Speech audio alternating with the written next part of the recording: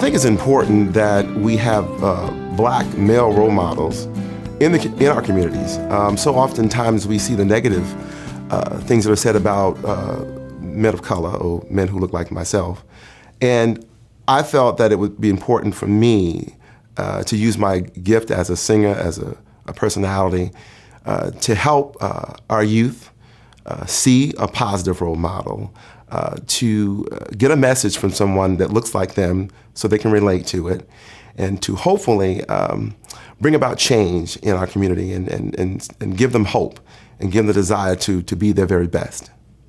When you have the kids come up to you and say they joined the church because they saw you sing one Sunday, or they decided that they want to go back to college and finish because you did it yourself, and all of the things that people will say and encourage you to do in life, it makes it worthwhile. I especially the young people. My passion is the young folks, because they're our future, and we need to make certain that we expend every possible effort in making certain that they see someone who is doing something positive so they can one day too be successful as well. When I was 6 years old, my father passed away. He had a heart attack. And from that point on, I have a twin sister, by the way. And it was said that because of his passing, that yours truly and my sister would not be successful in life. It would be very difficult because we're now going to be raised by a single parent. And because it was said or assumed that that was going to happen, what we did was we said, you know what, we're not going to be a statistic. We're going to definitely work hard and harder than others to make sure that we are successful. And my mother, who was an educator, made certain of that. Going to college was not an option.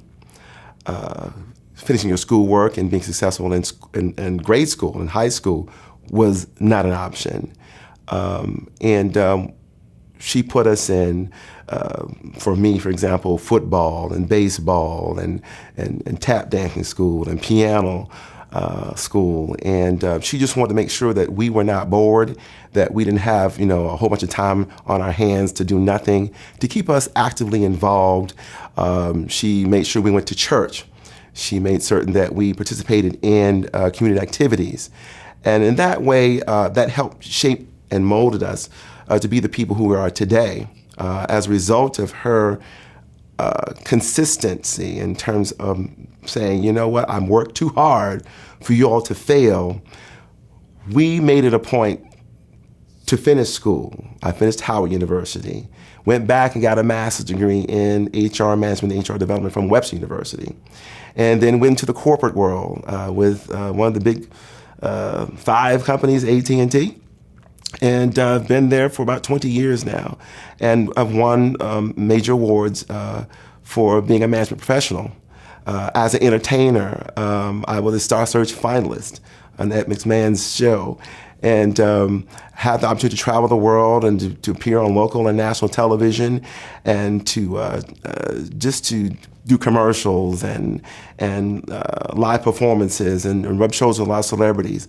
And all of this is because there was no excuse for me not to succeed. I wanted to make certain that, and I tell everybody this, if you really want it bad enough, if you really want to be successful, there's no excuse.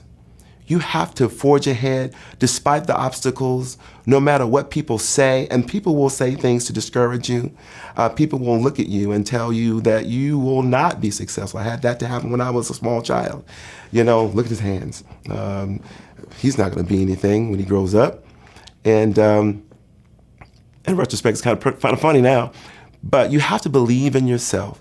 People will always say and do and judge.